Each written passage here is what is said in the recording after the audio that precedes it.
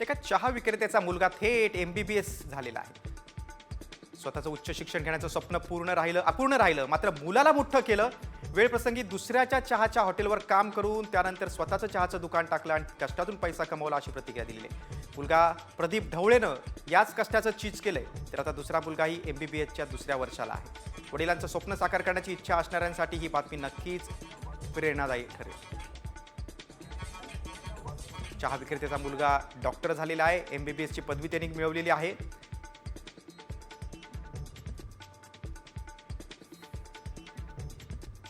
बारावीच्या नंतर हॉटेलमध्ये 5 ते 7 वर्ष दुसऱ्याच्या कामाला केल्यानंतर तिथून स्वतःचा व्यवसाय चालू केला.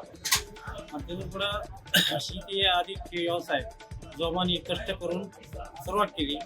मुलांच्या शिक्षणाकडे लक्ष दिलं आणि इथपर्यंत पोहोचलं.